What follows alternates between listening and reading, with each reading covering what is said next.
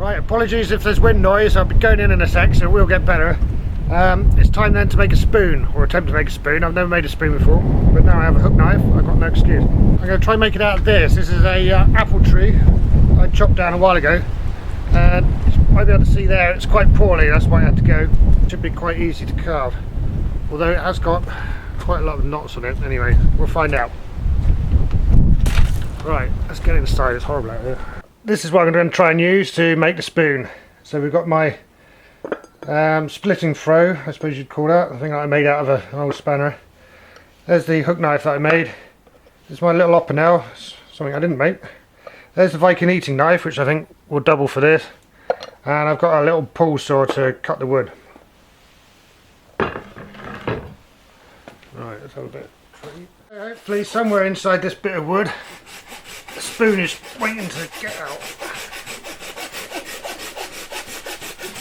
God.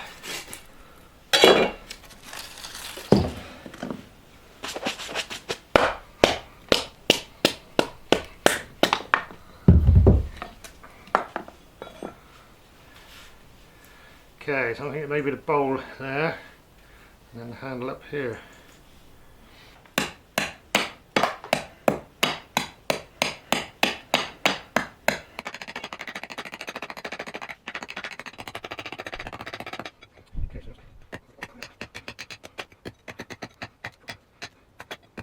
It's green, but it's very reluctant to split.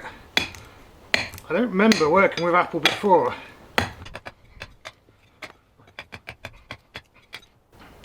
So this wood might be drier than it should be.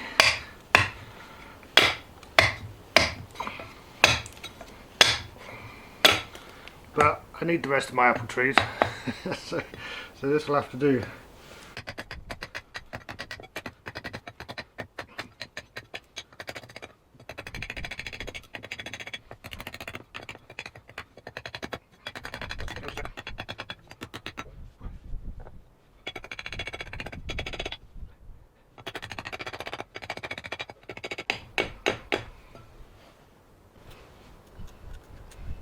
Probably looks like I'm cutting towards my thumb. Well, I'm cutting towards it, but I'm never going to hit it because I'm doing that. So even when it slips off, it's not going straight to my thumb. Let's have a shot at the bowl. So here's my one, and here's the one I copied. So let's try that first. They both be sharp. So with the factory version, it's got a nice stiff blade. There's minimal sort of flex to it, so you can get stuck in quite well, and it's scooping out. So yeah, that can work. Alright, let's try my one.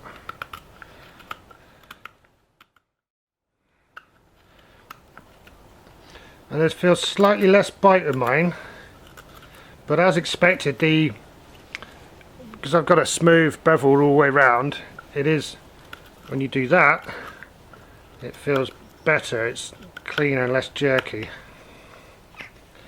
That cut there, pushing in, works slightly better with the other one. Other than that, this one's at least it's equal. So this is the first time I've used one, let alone made one.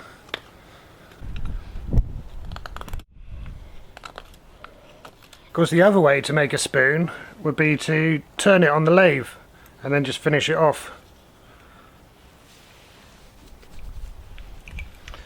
I have no idea which was the more common procedure, because the Vikings did have a lot of wood turn stuff. So but then again, when you're on the move,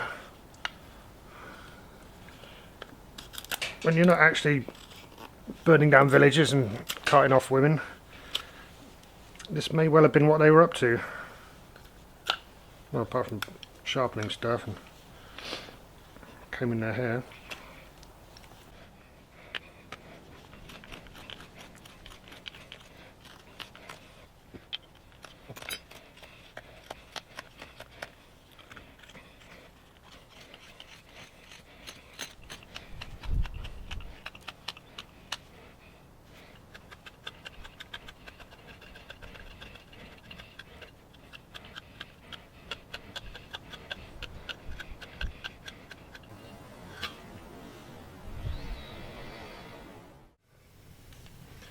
I think most of this isn't too far off.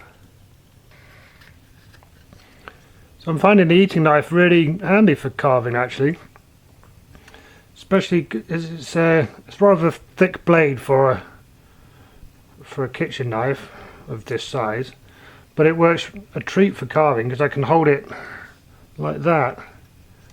And the rounded bevel means I can make small chips out of the wood.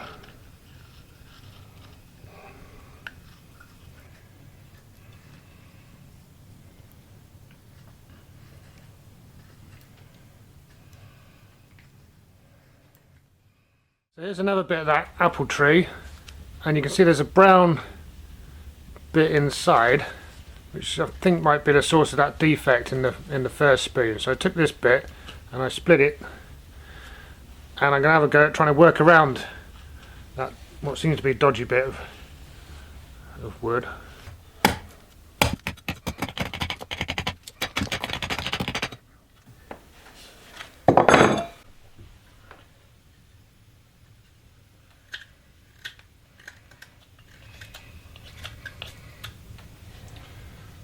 So if that brown bit's a defect, and it's right there in the middle. That's what I was trying to avoid. Never mind. It's all good practice. So progress is much quicker this time around because I've got some idea of what I'm aiming for. And it's actually it does make it more fun, a more funner process.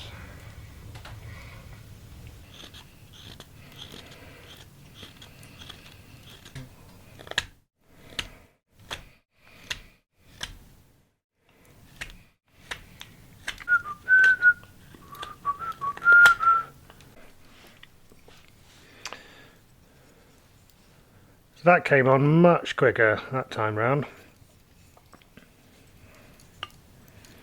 Yeah, I'm quite pleased with that. That's I don't know how long that's taken. Less time, I think, and more enjoyable when you know where you're headed. Let's get on with the bowl then. So getting started is definitely the hardest bit.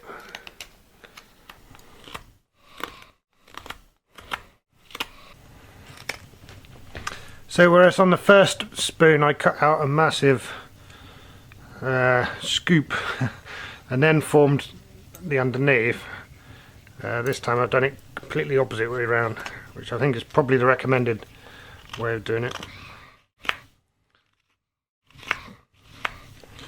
So a little learn.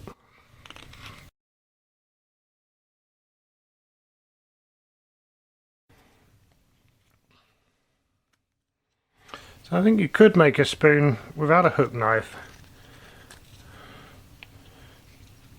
It's messier, definitely.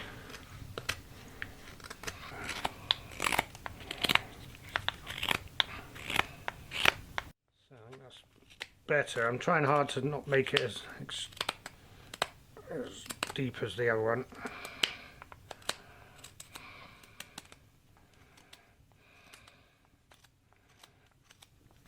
So I've never really thought much about spoon geometry before.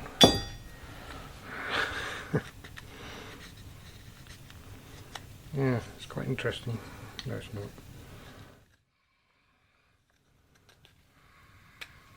Now I've got used to using the knife that I made, I'm actually finding it more useful than the Opinel, which I was using much more on the first knife, on the first spoon.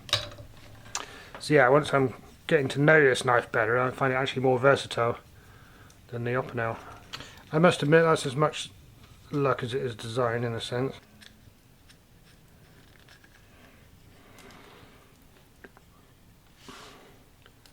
Well, that's quite spoon-like, I think. I'm sure in a few more spoons time I'll look back at this one and go, oh my god, it's so crude and horrible, but right now I'm feeling quite pleased with it. It's nearly midnight, so I'll call it a day for now. So it's back in the bowl of water for this, stop it drying out. I said I was going to bed, but I'm still here at least half an hour later, just shaving away tiny bits and sort of refining it. But I'm quite happy with the shape.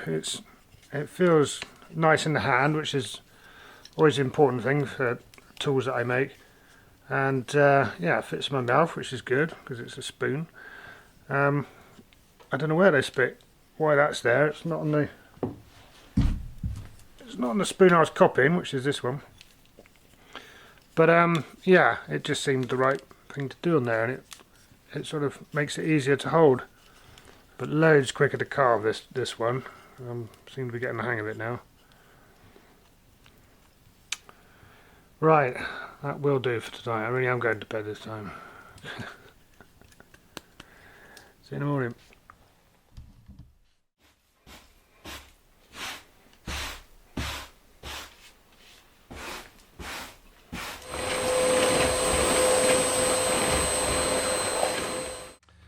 Right then, it's a few days later, we're back in the workshop, and I ended up making 3 spoons.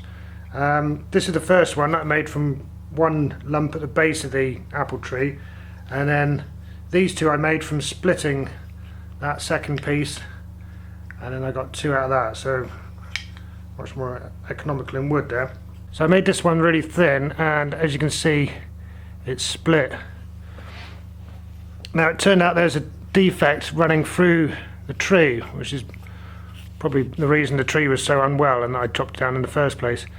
So yeah, this one, the first one, came out with a nice shape, but ultimately a fail because it's split. So the second 2 I made with a lot more meat on the actual bowl. The profile is a bit improved, I think, and yeah, it seems to fit in my mouth, so I can say it's probably going to work. So these 2, well, all 3 of them now feel quite dry, so I think I can now sand them. So when you're sanding wood, if it's too wet, it's just not going to work. I'm not sure how your actual Viking would have done it. I think they used a type of thistle for sanding. Don't quote me on that. But I think they probably would have gone with a knife a lot more, and yeah, tried to get it even better with that. Might have been what I should have done.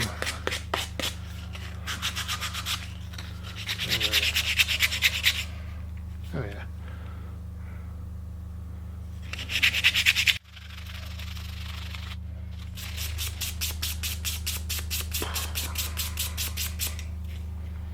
I think you could spend as long sanding there as carving it.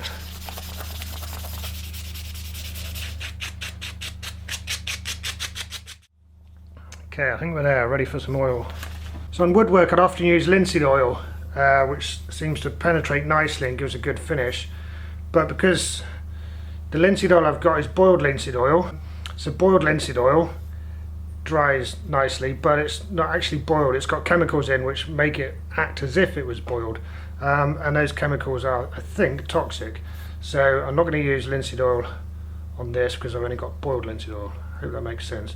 What I'm going to use is the olive oil that I use for hardening the blades. So I'll give that a few more coats of oil.